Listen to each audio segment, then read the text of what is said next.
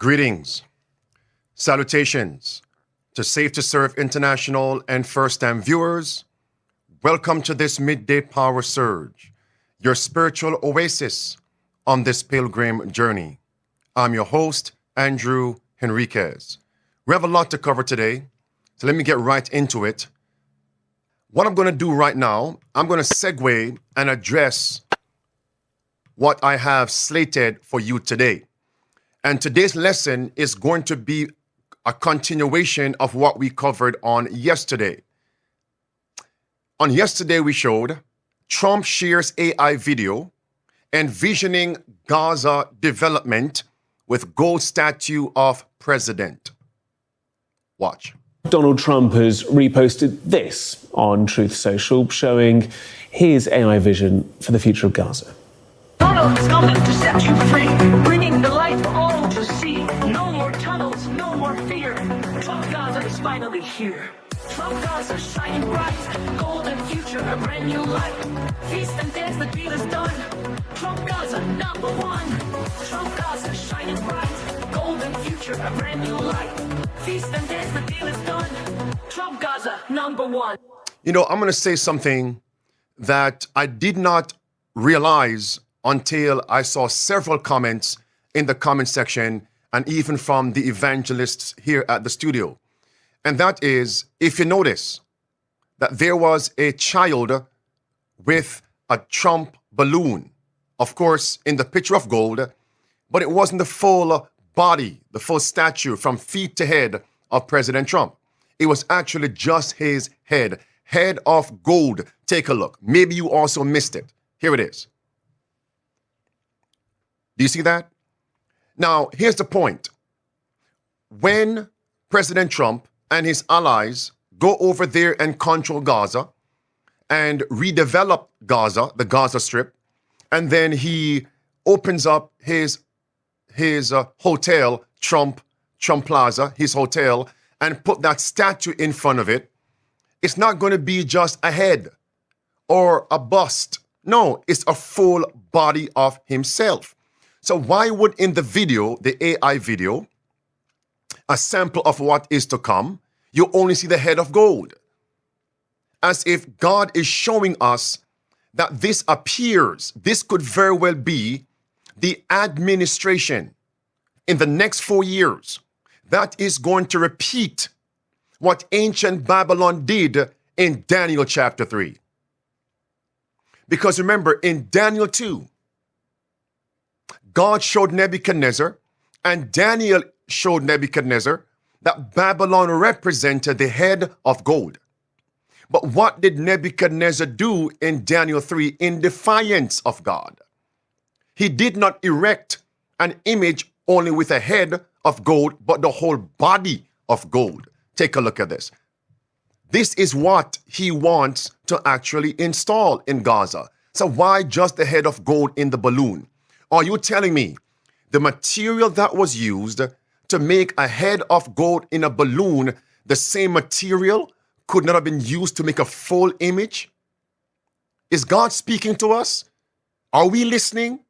Are we observing? That's what you're seeing here on the screen. So again, I'm asking, could this be the administration to launch us into the mark of the beast crisis? Now, I want to say this to you. It's a possibility you have never seen this. Put this back on the screen, preacher, so everybody can see this as I give them words and they can visualize the statement. On the left of your screen is an imagery of Daniel 3. And notice, Nebuchadnezzar forced all the individuals to bow down and worship the image. Have you ever thought of what day that was? What day of the week was this? When Nebuchadnezzar in Daniel 3 told the whole realm to come at this inauguration of this image of himself, and everybody must worship. What day was this? No, friends, I was not there. It's on my way here in prayer. I thought about this. Maybe I can go back to the history books and maybe history would tell me what day of the week that was. Even if that day is not what I'm going to say, it doesn't matter. because what happened in the past is going to be repeated. So now, in Revelation chapter 13, will the world be forced to worship an image, which begins in America? All right.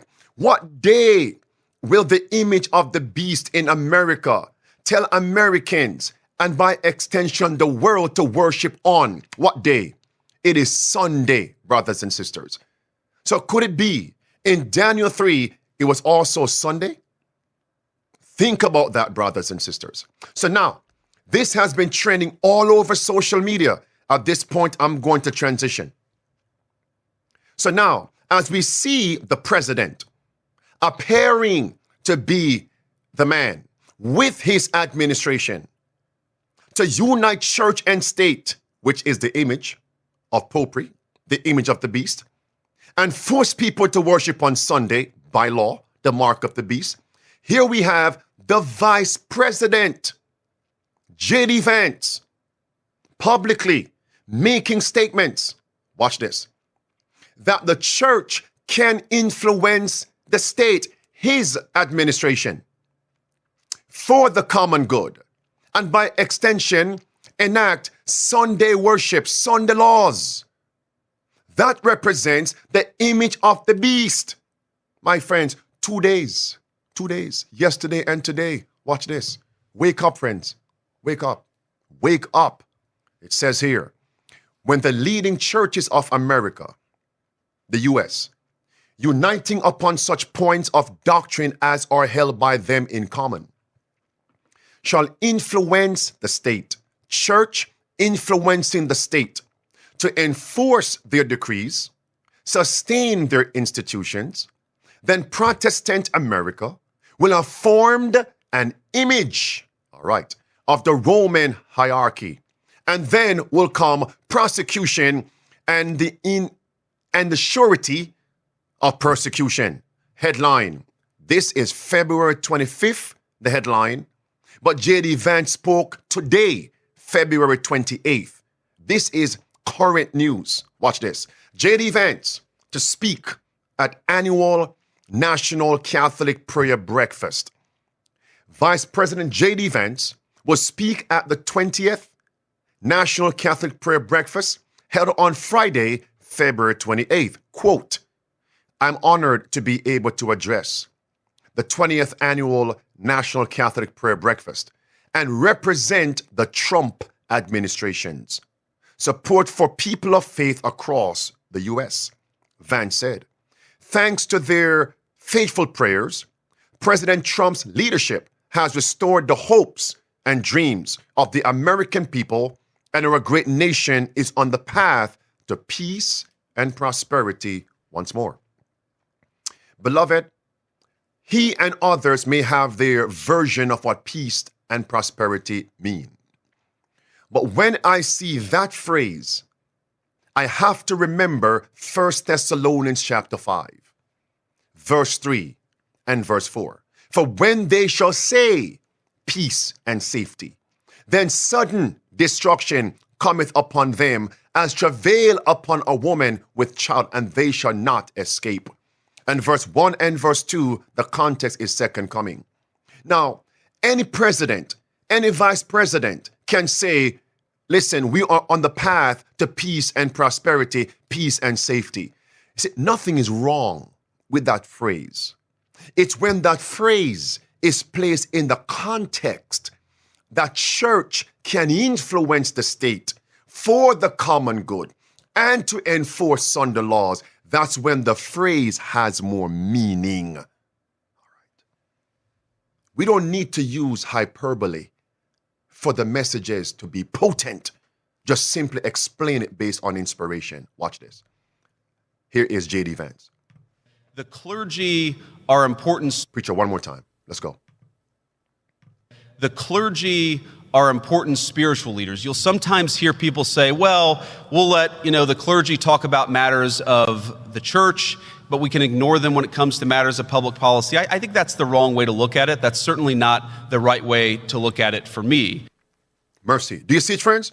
So the church can influence the Trump administration on public policy. Were these my words? Or were these the utterance of J.D. Vance, the vice president of these United States? Do you know when he said the church can influence the state's public policies? Do you know who I recall? I remembered the words, the public words of Kevin Roberts, the head of Heritage Foundation, the instigator, the leader of Project 2025, the one who is on record. You see, I need to preface this. The one who is on record stating, it doesn't matter what President Trump or J.D. Vance say in public, we are the ones in control. That's what the man said. We are the ones in control. Do you know what he said? We are here to shape the policies of the civil government. And Kevin Roberts is called a cowboy Catholic. And as I always say, they may have their version of why they call him cowboy Catholic, because he's up there in Wyoming on the ranch. What I'm saying to you is, based on end-time prophecy, cowboy rides a horse. And based on end-time prophecy, Mother Harlot, Pope, and her harlot daughters, they want to ride the civil government. And he who rides controls the reins. Here he is, controlling and shaping policy. Here he is. Thing for those of us who are in politics is that, even at Heritage, where we're really zealously focused on policy, not elections, policy outcomes often are determined by who wins the election. So what are they focused on? Shaping policies. And now, in the same breath, same statement, he will say he is promoting Mother Church. Who is Mother Church? Look where he's at. Catholic Information Center, CIC. Where was J.D. Vance? At a National Catholic Prayer Breakfast. Here it is. And that there isn't enough time. But in fact, we are on God's time. And it's trite to say that, but we also know that it's true. And we know that Mother Church doesn't think in terms of days and months and presidential election cycles. She doesn't even think in terms of decades. She thinks in terms of centuries and millennia. Mother Church. And what does Mother Church want? Beloved, no speculation. What does Mother Church, the papacy, want? And as a result, they have placed J.D. Vance there. I'll come back and remind you of the connection between Kevin Roberts and J.D. Vance. I don't want to put too much in the insert, so hear what this says. Great Controversy, page 235. What is the role of Jesuits? What is the end goal of papists, the Roman Catholic leaders? Red words underlined, to shape the policy of nations. And what is the end goal? Last phrase. Wherever they went, they followed a revival of popery. And notice, they want to overthrow Protestantism. Stop it right there, preacher. I want to ask you a simple question. Those of you who are live in the comment section, when you hear of revival, who needs revival? In a medical sense, in the health arena, who needs revival?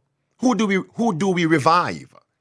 We revive a person that is dying, a person who is unconscious, a person who may have received trauma, may I say receive a wound. Get the defibrillator, shock the system, and Pope receive a deadly wound. And here you have them shaping the policy to revive popery. Listen, before I go there, let me remind you of the connection. Do you remember when President Trump chose J.D. Vance as his running mate for vice president? And of course, they won.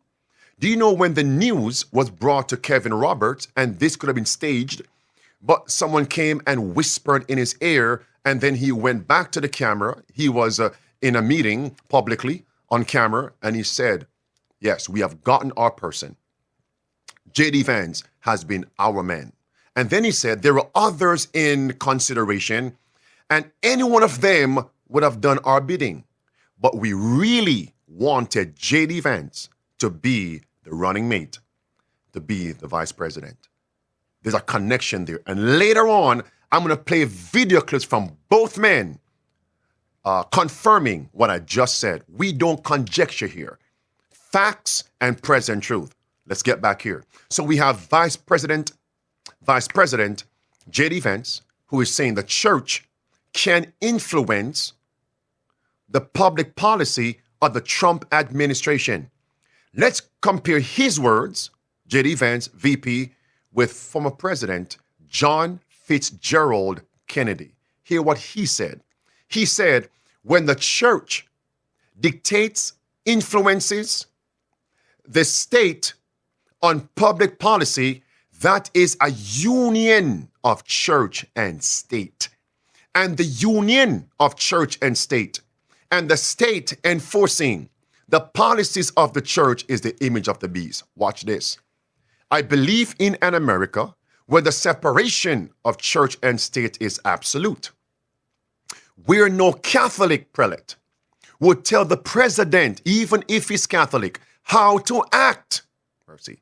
And no Protestant minister would tell his parishioners for whom to vote. That is clear, right? Skip on down to the middle. Red words in the middle. After Catholic, Protestant. He says, where no public official either requests or accepts instructions on public policy from the Pope, the National Council of Churches, or any other ecclesiastical source. No wonder they had to assassinate JFK, because he was a hindrance to the setting up of the image of the beast. Anybody who is attempting to disregard the points just made and these statements needs to go see a physician, a mental, even a psychiatrist or a psychologist. You have mental infirmity. That's clear for those who have eyes to see. Now, I hear people saying, you always talk about image of the beast, Pastor Enriquez, being formed and mark of the beast. Why so much urgency? It's far off in the future, not now, even if it's going to be a possibility, a reality. Here's my point in response. You can clearly see that the movement to bring about the image of the beast in America is not something going on since 2016 or going on since 2024, 2025. This has been happening since the 1960s. When was JFK assassinated? What, 1962, 3, 4, 5, somewhere inside there? This has been going on. So friends, we're seeing the movement. Let me give you something you can relate to. When last have you been to the ocean? When last have you seen a lake? When last have you seen a river? Do you realize on the ocean, on the lake, water come in to the shore and water recede. Water comes in and water returns. Forward, backward. The natural course. One day, can there be a hurricane hit that vicinity and the waters that would normally come this far on the shore, on the sand, and no further but return? Can that water break its boundary? Go beyond the limit? Destroy homes and lives? Oh yes, that's nature. So why we can't see this in the spiritual? That one day, very, very soon, one of these administrations, along with the people in America, will call for a Sunday law. Church and state will unite. Watch this. And this will be the fulfillment of Revelation 13 and verse 11. A transformation is ongoing, ensuing in America. Take a look at this. J.D. Vance.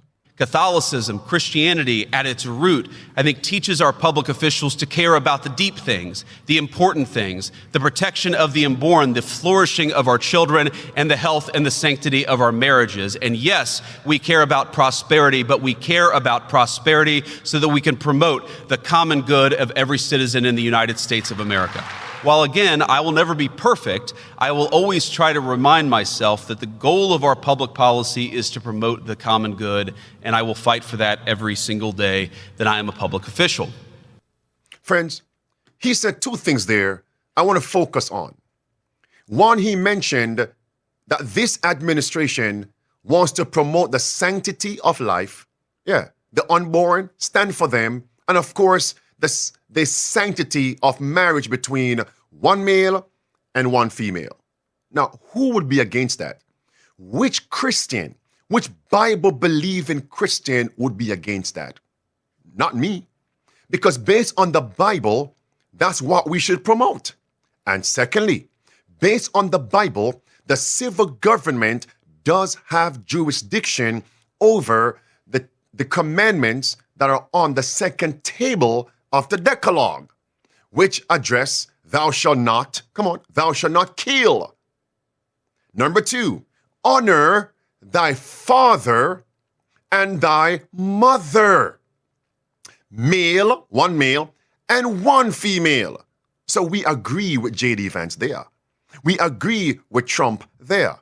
But notice, when he inserted now public policy for the common good, that's where I say pump the brakes. Because what do they mean by common good?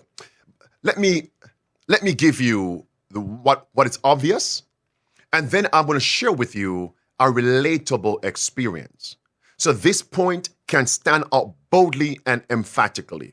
Where is he speaking? It says National Catholic Prayer Breakfast. He said, we, you church members, can influence our state policy for the common good. Common good to Roman Catholics. What do Roman Catholics mean when they say common good? That's the question. What do they mean by that? Somebody, as an outsider in that hall, the prayer breakfast, when the VP said common good, they would be clueless. What does it mean? Could you pass me the dictionary? Get me Webster. Webster is not going to define for you common good based on Roman Catholic teaching, because almost every culture has their vernacular. So Roman Catholic leaders have their own vernacular, and in that vernacular, they have a definition for common good. What is common good? Common good is Sunday worship by law. And Sunday worship by law would violate the 10 Commandments and the first table of the 10 Commandments. And that's why we cannot stand with J.D. Vance, nor Trump, and others on this issue. He just mingled enough truth with error. What's the truth? One male, one female. Stand for the unborn, no abortion. But no, common good is the error, the poison. And where were they? At the prayer breakfast. And I'm certain if somebody gave you a plate with vegetables on one side and arsenic on the other side of the same plate, would you partake? You would not.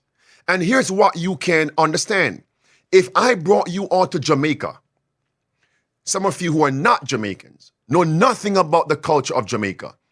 Do you know I could be there and we can all be in the bus traveling, we make a stop, and I could be conversing with Jamaicans and using various statements, you would not have a clue what I'm talking about. Not even say the diction.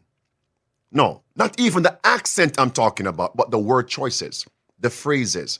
It's a culture's vernacular. That's my point I'm making. And likewise, if you brought me to Puerto Rico, the same thing. Or even Italy, the same thing. Vernaculars. What do they mean by common good? All right, my friends. Pope Francis, when he came to America, the joint session of Congress, what was he promoting? Common good. Common good. And notice what he said, bottom sentence, Pope Francis, challenge America on immigration, climate change, and poverty. So look at those 3 principles. Within those 3 principles, he says common good. So the immigration crisis will lead us to whatever common good is. Those of you in the studio, are you seeing this? Those of you who are live in the comment section, are you seeing this? The immigration crisis, which is rife in America, will lead to whatever common good mean. Then he said, next, he mentioned climate change. So the movement to combat climate change will lead to whatever common good is. Number 3, poverty. So the economic crisis, the movement to combat it, will ultimately lead us to whatever common good mean. All right, friends. Let's go now. What is common good? Because this man said common good has become global. And all 3 things are global issues. Immigration, migrants, global. It's global. Poverty, global. And what's happening today? An economic boycott. One of these will lead to whatever common good means. And then he mentioned climate change. That's global. Look at this now. Common good is a Catholic social teaching. And one of common good is actually, look at this now, it's Sunday worship by law. Common good is a Roman Catholic social teaching. And by the way, this statement was not written by Pope Francis. So Pope Francis can die tomorrow. He can die tomorrow. He can die next year. I don't know. God holds the clock on who lives and who dies. My point here is, it's the system that has promoted common good as a Roman Catholic social teaching.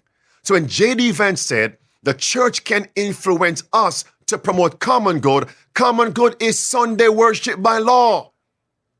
And all of you Trumpites, all of you profess SDA Christians that voted for Trump and J.D. Vance, if a Sunday law is enforced under their administration, blood is also on your hands.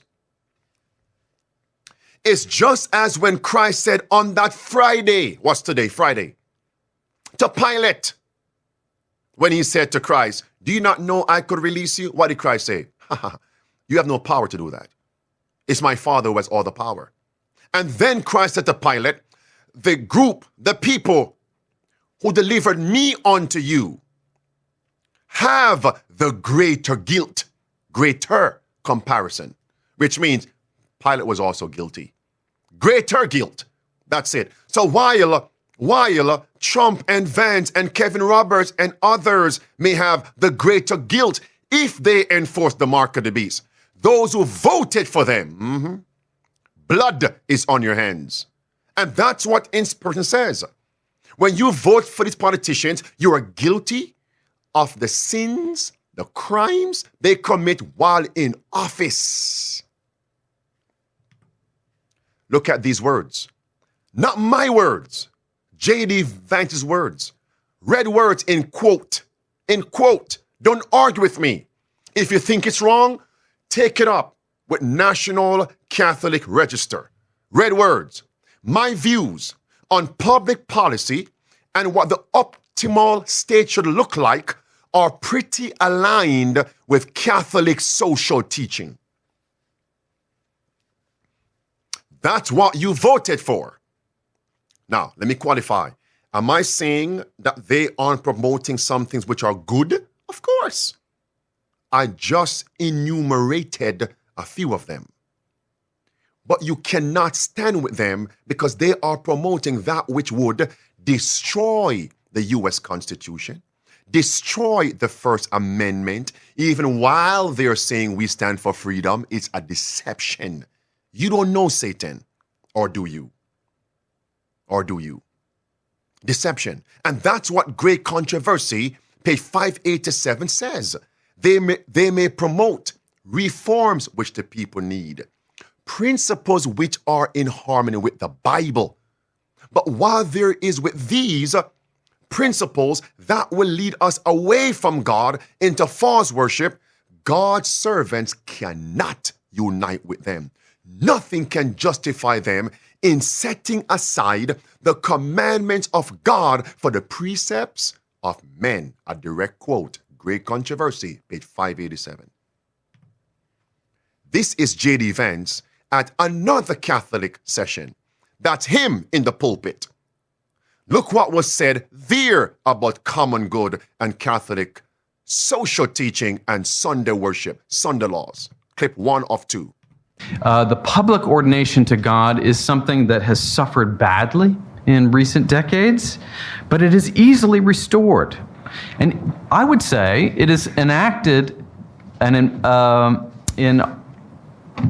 continues to be on the books in many different states in the way of blue laws, of Sabbath laws. If you've been following our disputes, we've been proponents of Sabbath laws. A restoration of the Sabbath is the most concrete and material gift that we can give to our nation. So they have a gift for the nation. What is the gift for the nation? Now, do you know there's several instances in the Bible where there were gifts exchanged? I'm going to ask some of you in the comment section. Culturally and naturally, during what season do we give out gifts? Now, don't get into right or wrong right now. Do not base your answer according to if it's right or wrong. Just simply tell me, during what events do we exchange gifts? Because this man is saying the church can give a gift to the state. Okay, Christmas, CC. Selma, birthdays and Christmas. Parker, Christmas. Antonia, birthdays. Now tell me something. In the Bible, what happened? Who had birthdays in the Bible? Who had birthdays in the Bible? And on those birthdays, somebody died. Come on, talk to me now. Who had birthdays in the Bible? And on that birthday, someone dies. I can hear the whisperings in the studio. On those birthdays, people died. Chakwu, Herod. Who else had birthdays and someone died? Herod is New Testament. Somebody in the Old Testament. Come on. Michael, Pharaoh. Pharaoh's birthday party. They had a feast. And what happened? While the butler was restored, the baker was beheaded. Baker serves bread. Pharaoh didn't want bread. Pharaoh didn't want the holy word. He simply wanted a butler, and butler was serving wine. Babylon, Pharaoh, wine. Let's come to John the Baptist. Herod's birthday party. Did Herod give Herodias a gift? Did Herod give Salome a gift? Did Salome and Herodias give Herod a gift? Lord have mercy. Friends, stay right here. I'm going to come back to that scene shortly. May I move on? What does it mean by Sunday laws and the gift? What does it mean by Sabbath laws, rather? Sabbath laws, a gift to the state. Let him tell you. It's Sunday laws. Here it is. Good. A public orientation to God then reflected where? Reflected in concrete ways, in national holidays, in civic liturgies, in laws, indeed, Sabbath laws, Sunday laws that would require a cessation of what? Commerce. A cessation. Do you realize he mentioned Sunday laws and also national holidays? The same words of the Roman Catholic Church leaders, each right there on your screen. Sundays and the church's holidays should be recognized as legal holidays. Sunday law, Sunday worship by law. All right, friends. That's why we don't celebrate Christmas. It's on the same, you know what? Let me leave that. It's on the same platform as Sunday worship by law. Okay. Do you realize I just covered Roman Catholics giving the state a present, a gift, church and state union? What about apostate Protestants? Are they also promoting a movement to shape the policy of the Trump administration? Well, here is Jonathan Berry, one of the authors of Project 2025. He also represents not only Catholics, but he represents the Protestants who are part of Project 2025. What are they promoting? Here is Jonathan Berry, quickly. home from the office. Yes. And we were home, so how do you, so you pitch the idea of maybe sort of, having more sort of, rules around keeping the Sabbath holy, right? So what are the, I guess the big picture, how do we sell America on this vision of labor is good, and sacred, and yes. And also then what are you on day one taking to the new Secretary of Labor?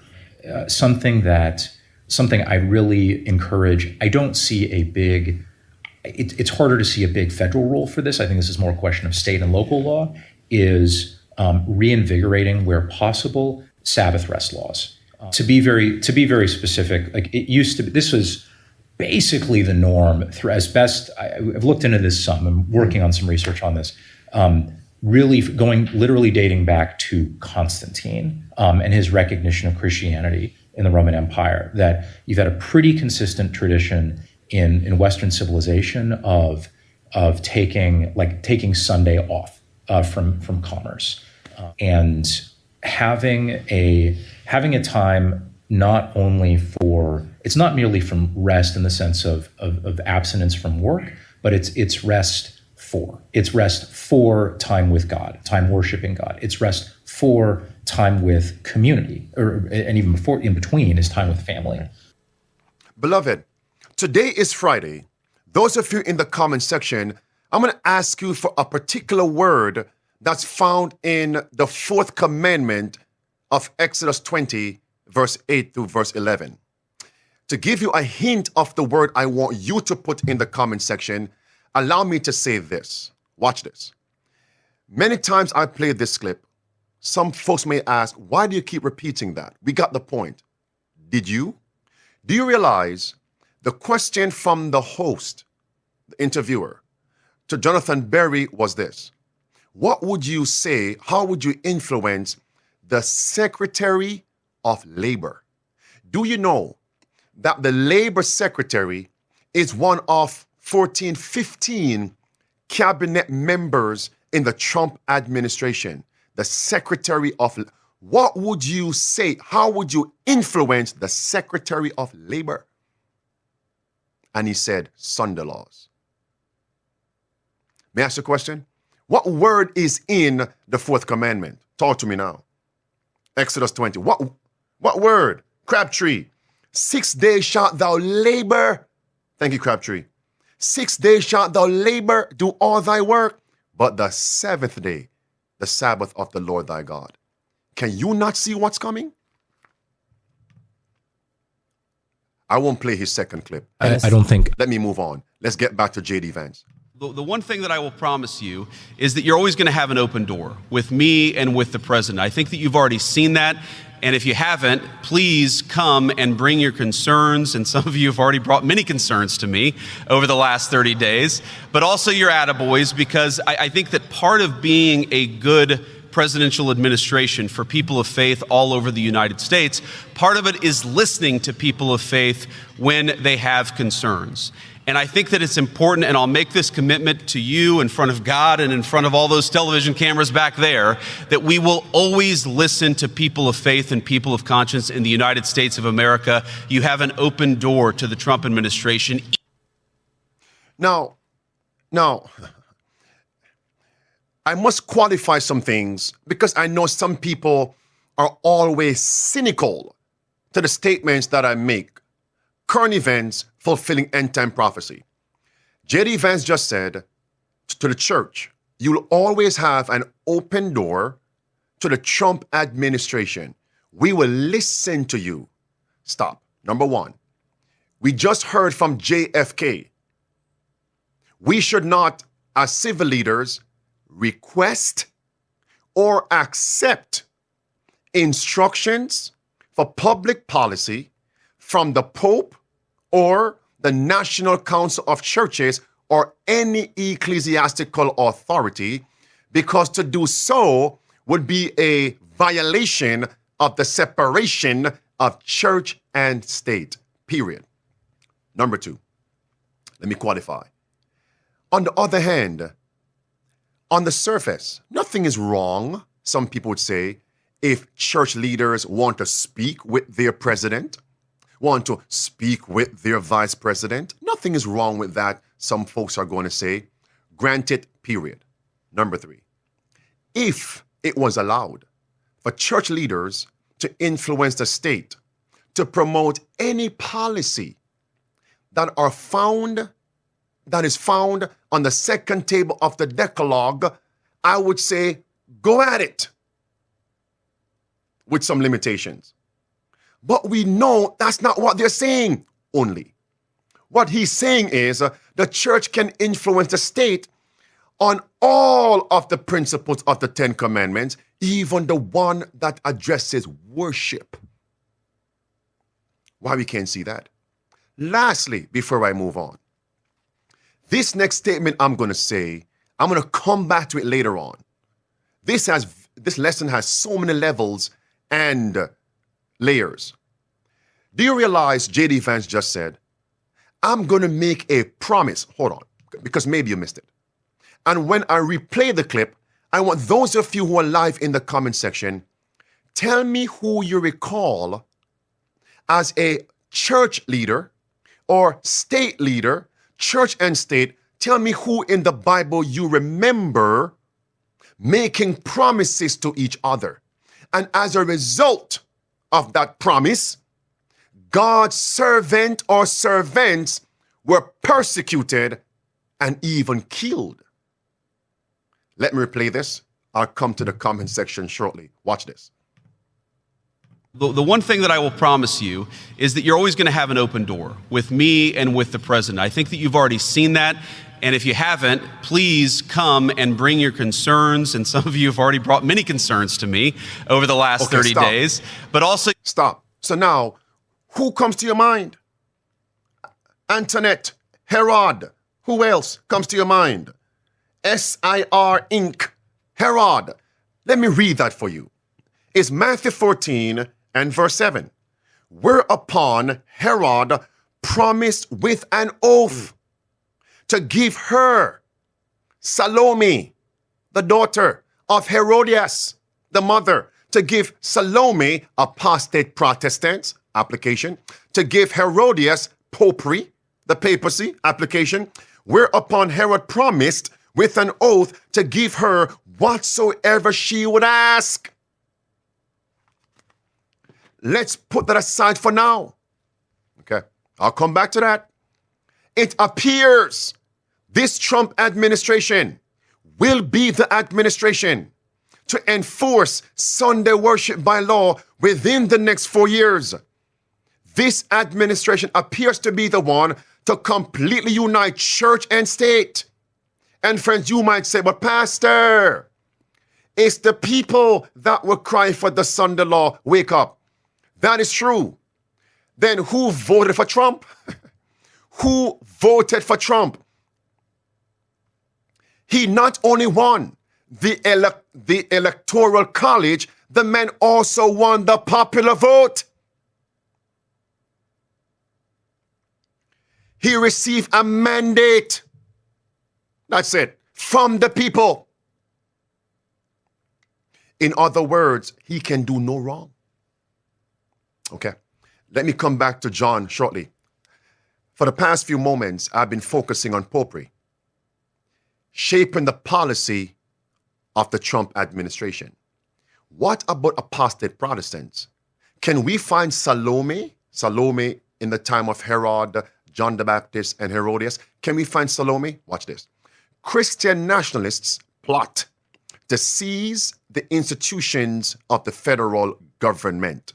Now, you can pause this and read the rest of this. Steve Bannon, Trump ally, Lance Warnow, apostate Protestants, very prominent. Red words, he says, we have a foothold with the U.S. government because Paula White is now there. And Trump has launched what he calls the White House Office of Faith Office. Here is Lance Warnow. Bigger. What we're doing now, we've got a foothold with Paula White, but the expansion of that has got to be the underrepresented Christian population, which is over half the United States, in all sectors of what we call the high places of culture or the mountaintops of culture. The mountaintops of culture. Look at this, friends. Number one is government. Now, again, I'm not watching their numbering. I'm not watching how they ordered the 7 mountains. I'm giving you number one, government. Listen. These are in no particular order of importance. They all represent the forces that shape societies and nations. Shapes. Government, media, art, which is the entertainment. Enough. Shape. And just as we see in Revelation chapter 17, God's word shows us in verse 9 a woman who sits upon the 7 mountains. Now, they're giving you an application, the mountains of culture. No, watch now. If you go to verse 18 of Revelation 17, it says, this woman, she reigns over the kings of the earth. Kings reign in kingdoms, nations. So who is controlling the policies of the kings and kingdoms? The mother, the harlot. Verse 5 now says she has harlots, she has daughters. So as with mother, so with daughter. Ezekiel chapter 16 and verse 44, as with mother, so with daughter. Stage is set. Move on. Beloved, I want you all to see now in this article. It's called A Faith-Driven America, Catholic Vote. Don't argue with me, please. If you have an issue with this article, take it up with Catholic Vote. Okay? I'm going to share with you now all the words J.D. Vance said the Catholics are saying. Watch this. This was written on the 27th. Hear what this says. February 27th. February 27th. All right? 2025. It's a blessing to have a Catholic VP. More importantly, one who understands the importance of our faith in shaping our nation. Did you all hear that? Did you read that correctly? Yes, you did. The National Catholic Prayer Breakfast is a special event that unites Catholics committed to making a real difference. Okay, layman terms. So what do they mean by making a real difference? In other words, they have their person in the White House. So that means J.D. Vance's principal purpose of being there is to shape America's policies according to Roman Catholic social teaching. If that conclusion is erroneous, tell me, and then give me the proof. But I can tell you, based on the aforementioned points and what have been said before this, that is a fact. But this isn't just gathering at the prayer breakfast. It's a call to action. Our nation's future depends on us, Catholics who are willing to stand firm in our faith and push for the policies that protect, one more time, that protect the values we hold dear. Now, stop it right there. Before I read anything else, I'm going to read you a statement in the book Great Controversy, page 445. Watch this. You tell me if the image of the beast is almost completely formed when the leading churches of the U.S., uniting upon such points of doctrine as are held by them in common, shall influence the state to enforce, to protect, to enforce their decrees, and sustain, protect, sustain their institutions. Protestant America. All right, finish it. Finish that. And then comes persecution for God's people. Do you see what we're seeing today? Do you see it, friends? Second point. Just imagine in the year 1776. Imagine having a VP Catholic president. And Catholics are saying, we have our guy in the White House. And our guy will shape the policies of America. Based on Roman Catholic teaching, what would have happened in America? A change has come, my friends. Wake up. You see, friends, let me qualify. Because some may say, well, are you saying only Christians can serve? I'm not saying that. Because it should not be based on religion to hold public office. That's the Declaration of Independence.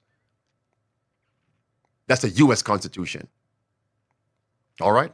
Let's move on. That no man should be barred from office because of his religion.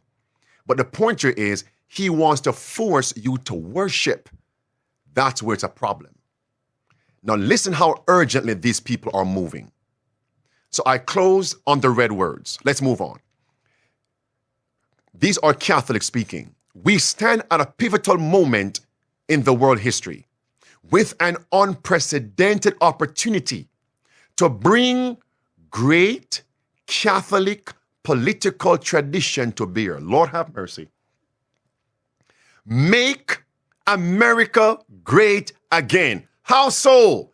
By implementing great Catholic principles. I've never seen it like that. Never. Let's reread that.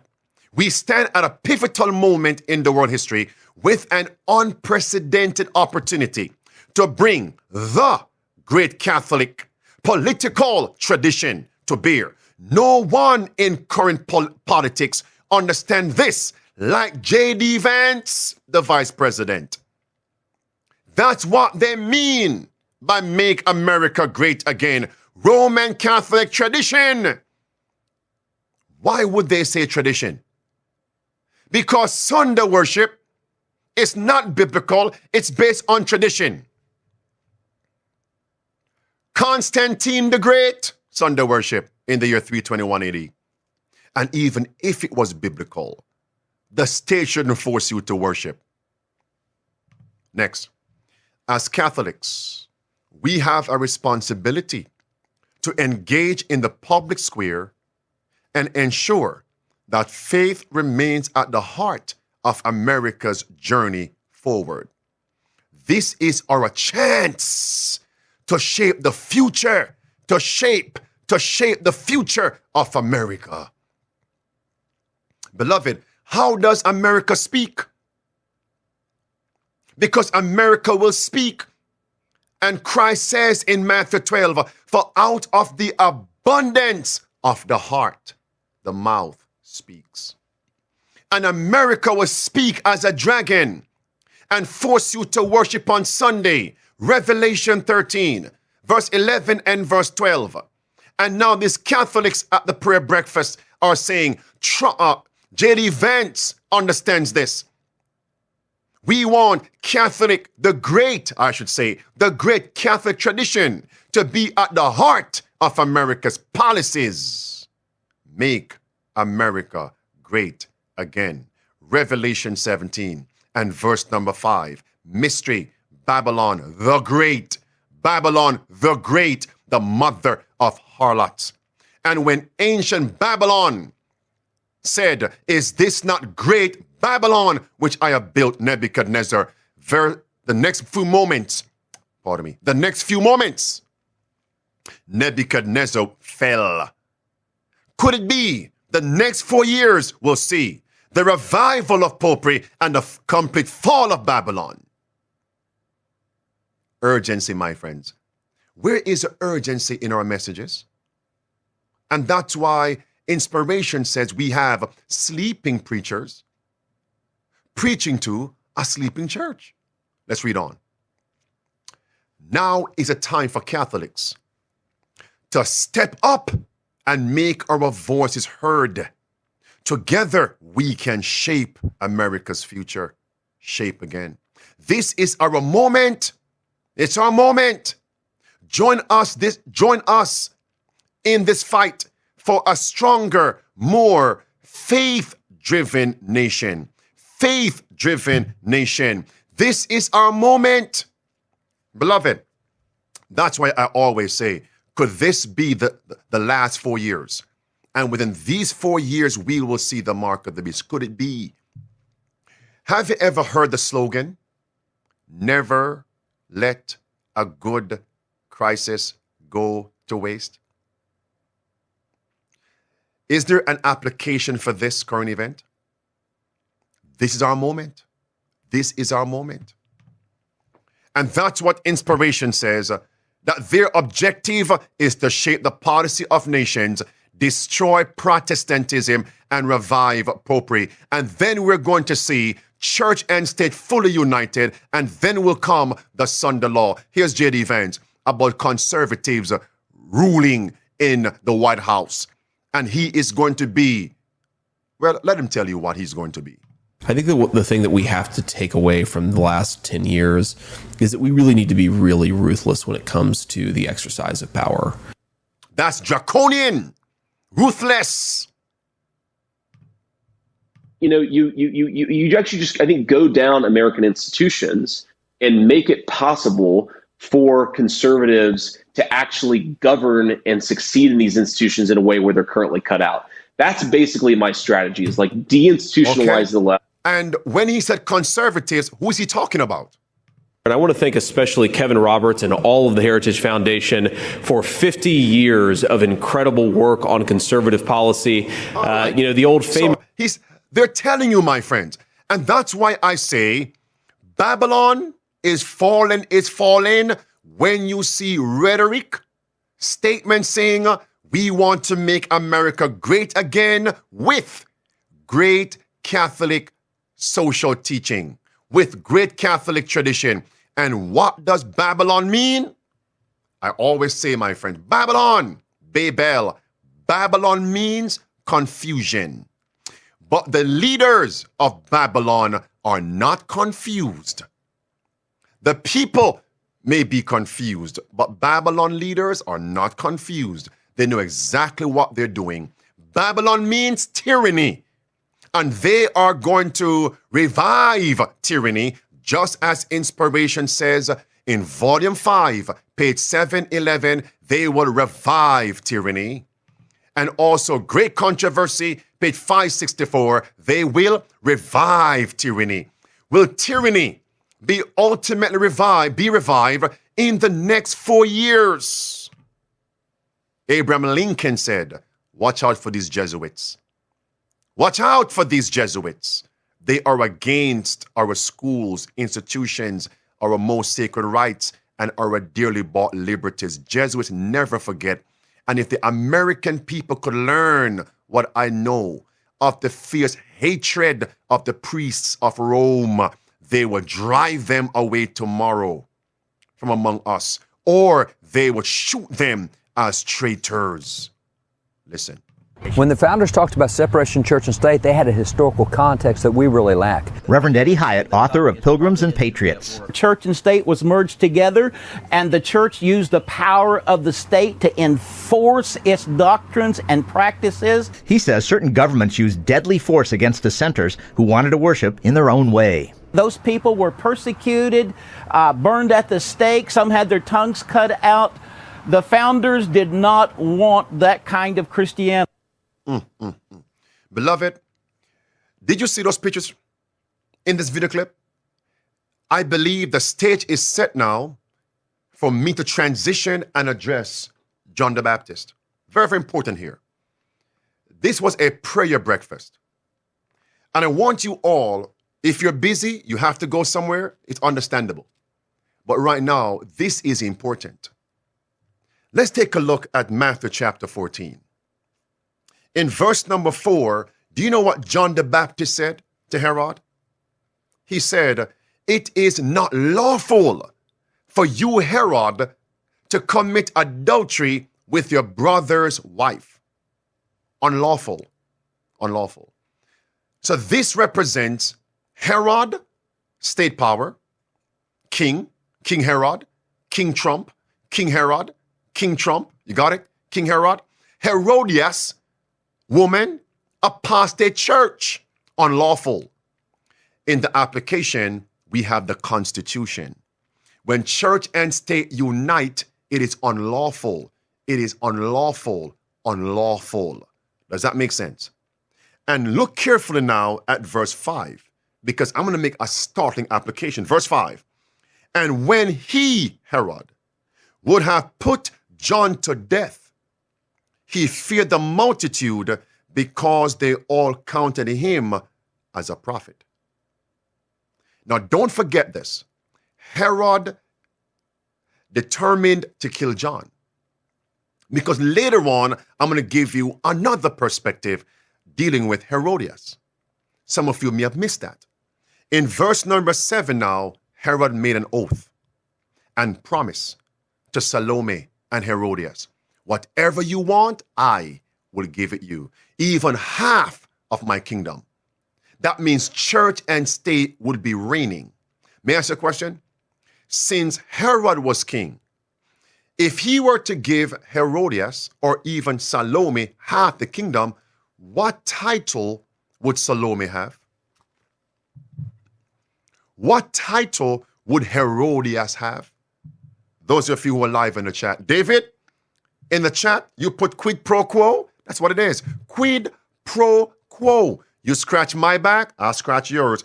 Renee, Queen, Lloyd, Queen. Queen. Queen. That is Revelation 18. Verse 2, Babylon. Verse 3, Babylon. Verse 5 through verse 8. I sit a queen. But notice now, watch carefully now, watch this now. Do you realize, in order for Salome and Herodias to receive half the kingdom with Herod king, to become queen, what had to happen to John the Baptist? Mercy, brother. So the Protestant preacher had to be silenced. The Protestant preacher had to be removed out of the way. The preacher against church and state union had to be beheaded. Fast forward now to Revelation 18.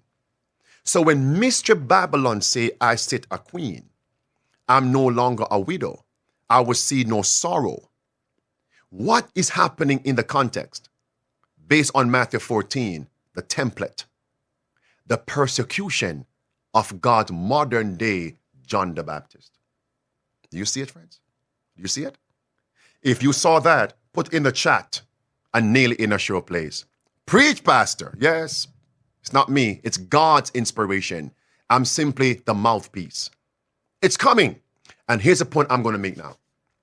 Today, February 28th, 2025, all of us have joy preaching the message and joy hearing the message. But a day is going to come when persecution begins. Many of us are going to say, I wished I never preached this message. When persecution bursts upon us, great controversy, page 608, paragraph 3. When persecution bursts upon us, many of us are going to lament these words. If we had foreseen what would come upon us for living and teaching the truth, we would have held our peace. Imagine what's coming. But God's people will then flee in prayer to the stronghold, that's Christ Jesus. And they are going to receive strength to go forward still. Amen. Forward, upward, onward. Leaving the results with God. Presenting the truth. Great controversy, page 609. God's servants should have nothing to do with consequences. They must present the message, they must declare the truth, and leave the results with God. Because if we try to save our lives, we will lose it. But if we lose it for Christ's sake, we shall gain it. All right, watch this now. This is an account many of us are familiar with. So I won't bore you with things you already know. I'm going to extract principles that possibly you never saw. Okay, so we come down to verse 8. Salome went to her mother. Her mother said, ask for the head of John the Baptist. And Herod says now in verse number 11, Herod was about to not behead John, but because of the oath in verse 9, the oath that he made, the promise that he made, the promise. And those who were sitting at the feast, he had to go along with the beheading of John. That means in the last days, the civil leaders are going to make promises to the churches. And they will find themselves in a bind between, as we would say colloquially, between on a hard place. Between what now? A rock and a hard place. Their backs against the wall.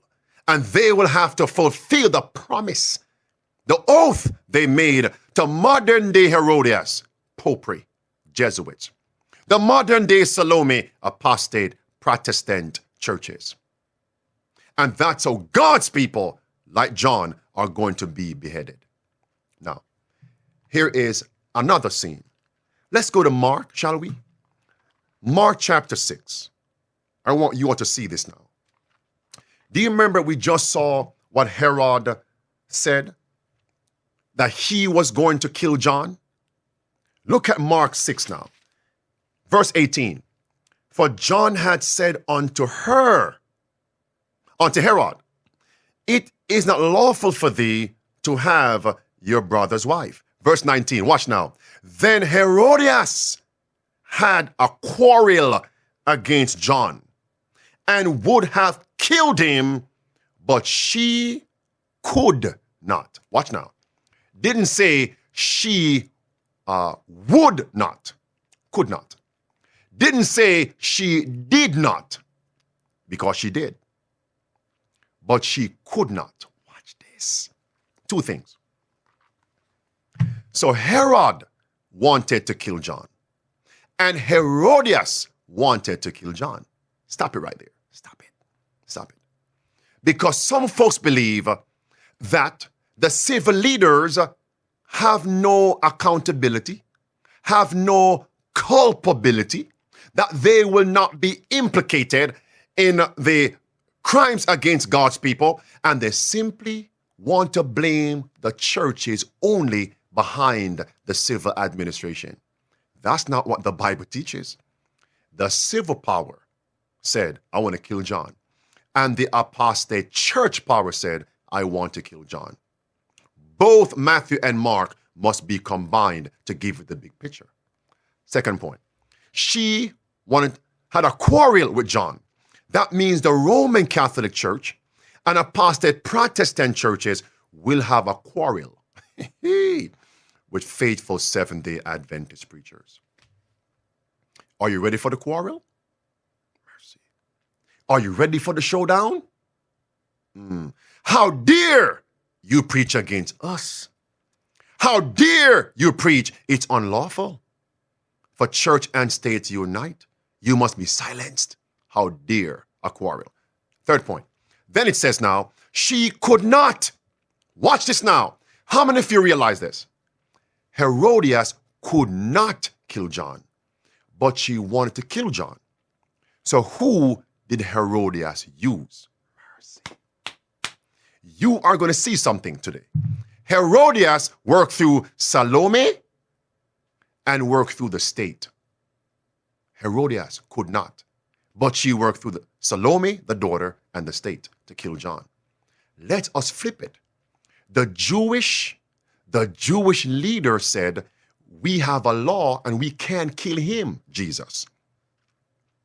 So now they work through the state to kill Jesus. How many of you saw that? Herodias could not kill John the Baptist, the forerunner. The Jewish leaders, two churches, could not kill Christ and work through the state. Do you see it, my friends? Notice now. What's today's date? Friday. And notice, she had the power to kill John the Baptist and kill Jesus. That means John and Jesus are combined in my experience. In Mark chapter 6, as I close this off, In Mark chapter 6 now, they went and they beheaded John. I won't bore you with all the story. Look carefully now at verse 31. When it was noised abroad that they beheaded John the Baptist, and they buried John, and they ran to Christ. You know what Christ said to them in verse 31? Come ye yourselves apart into a desert place and rest a while. Mercy. There are two things going on there. Country living and come and rest. What rest was Christ talking about? Those of you who are live in the comment section, don't hurry me. Because when I was going through the current events, you never say hurry up. Do not hurry me. Those of you in the comment section, what are the multiple plethora of applications of the word rest? Rest. Okay, Irene, Sabbath rest. Give me another rest, Oscar. Another rest. Another rest. Besides Sabbath rest. Another, okay, Richard, mental rest. Matthew 11, mental rest. Verse 28, verse 30, emotional rest. Stop it right there. Those who were bereaving the death of John, were they overwhelmed? Were they grieving? Did they need rest? Yes. But do you realize the beheading of John, which was caused by church and state union, the context was about rest? Okay, let's stick up in there. And the day upon which Christ was crucified led to the weekly day of rest. He was crucified on Friday. The sun set, and then came the weekly rest. Did you see that? Did you see that? Now watch this. Watch this. What is God saying to us? We must experience both rests. The emotional rest and the weekly rest. Do not say, hurry up, Pastor. As we cover current events, where's the experience? We need both rests, the emotional and the weekly rest. Allow me to move on. Before John was beheaded, do you know he was put in prison? Everybody, go to Matthew 11. Those of you who are live in the comment section, what was John thinking while he was in prison for Christ's sake? What was John thinking as he was in prison because he was presenting present truth? What was he thinking? What was he hoping for? What was his desire while he was in prison? Talk to me. Talk to me. Those of you alive. All right, I have the truth woman ministry. He was experiencing doubt. Talk to me. Who else? Who else? Okay, Selma. He said, is he the Christ? Was he the Christ, the Messiah? Stop it right there.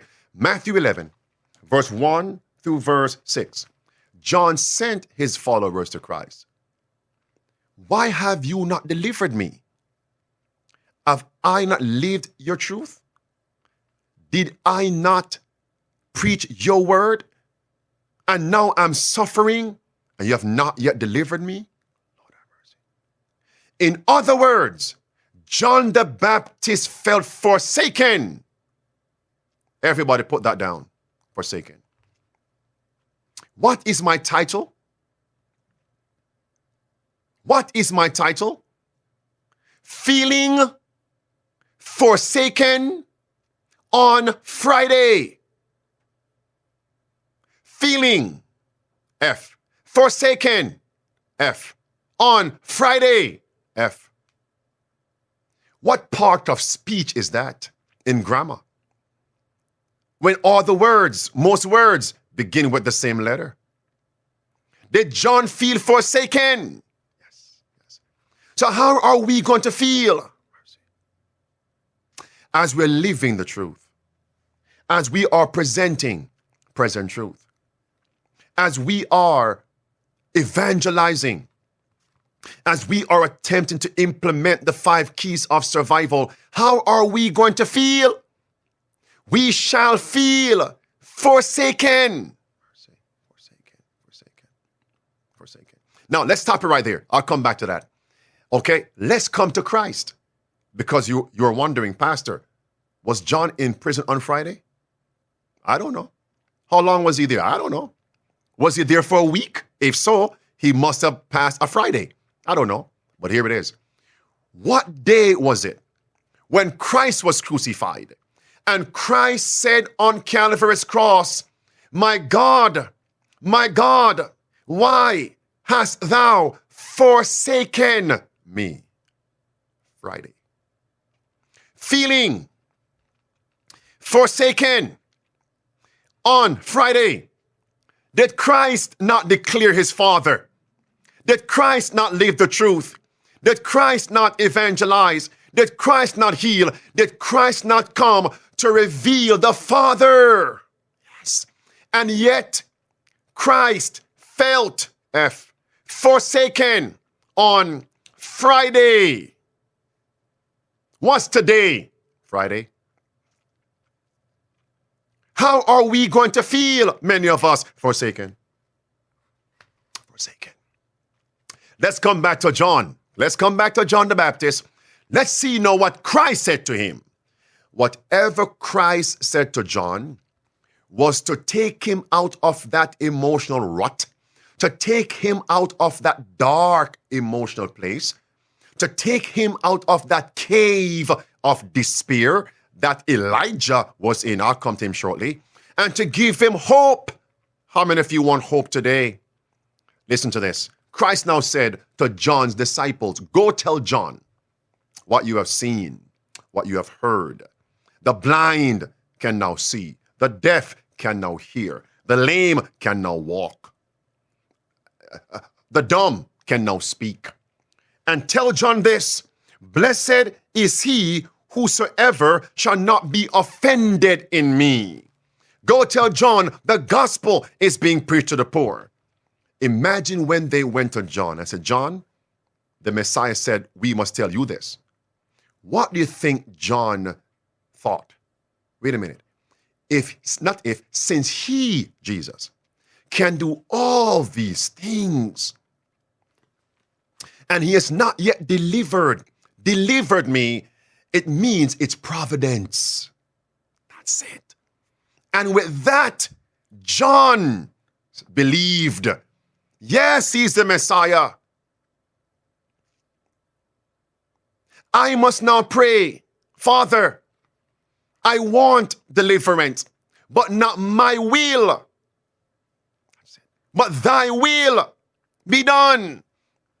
John understood it was not the will of Jesus to deliver him from prison. But John, don't be offended in me. John, don't give up. John, hold on. John, claim the promises. The words of Christ to John the Baptist was to bring him back to the promises of Isaiah chapter 61. The Spirit of the Lord is upon me. He has anointed me to preach, to heal. John, claim the promises. So what are we to do when we feel forsaken? What are we to do when we feel forsaken? Claim the promises. Preacher man, claim the promises. It's no different than Elijah in the cave. Elijah felt how? He felt forsaken, Elijah, and he ran into a cave. And what was Elijah running from? Church and state union. Ahab, the state. Jezebel, the church, and persecution. He ran into a cave. And what did he say to God? Lord, they have forsaken thee. Lord, I wish to die. I wish to die. Let me die. And what did Christ say? Come to the door. Come to the entrance of the cave. Do you see the lightning? Do you hear thunder? Do you feel earthquake? But God was not in those things. Lightning, earthquake, the torrent of feelings. And as many of us go through crises, that's how many of us pray. Many of us pray to Jesus as if we're fighting him. Lord, what? As if we're fighting Christ? the overwhelmed feelings. Some of us even curse Christ in our prayers. But the Bible says it needs to stop. And Christ said to Elijah in a still small voice, and Elijah understood. And what Elijah feared, God said, now go and meet it. And he got victory. Notice now, friends, Elijah prayed to die. But Elijah was spared to live and go to heaven without seeing death. John the Baptist wanted deliverance. In other words, to live. But providentially, he was put to rest. Which one are you praying for? Those of you who are live in the comment section, which one are you praying for? Are you praying to live? Or are you praying to die? Which one? Friends, you may ask me which one I'm praying for.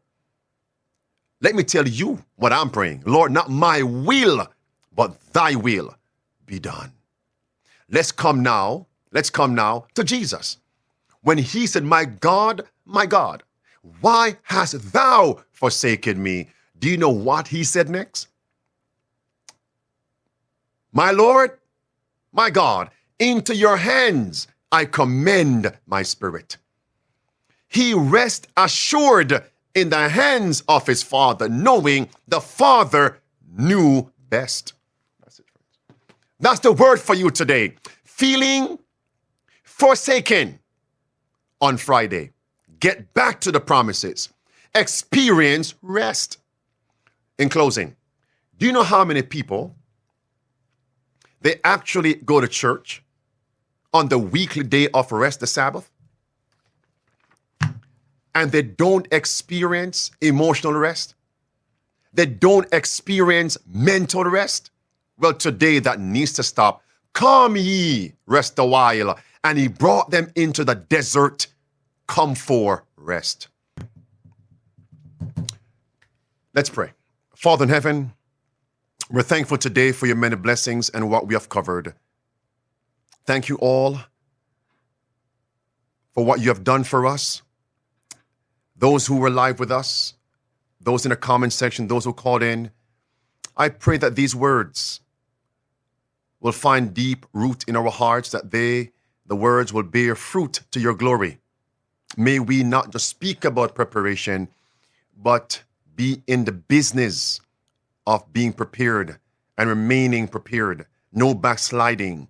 Give us the rest that only Christ can impart, the emotional rest, the mental, spiritual, physical rest, as we are preparing for our eternal rest with you by your grace. When the sun sets, your Sabbath begins. May we truly experience the refreshing the Sabbath imparts. Keep us faithful, we pray, and may we not keep this light to ourselves, but may we impart it to those around us. We thank you for hearing. Thank you for answering, is our prayer. In the name of Jesus Christ, amen. Amen. Okay, beloved, by God's grace, I'll see you on tomorrow at 10 a.m. Eastern, beginning with our Sabbath school service. And when the sun sets today, I wish you all a happy Sabbath. On tomorrow, I'm going to announce the actual date and time for our in-person all-night prayer meeting. Stay tuned for that. That will be announced on tomorrow. Again, like and share, comment, so others can receive God's revelation. The protest continues. The Reformation continues.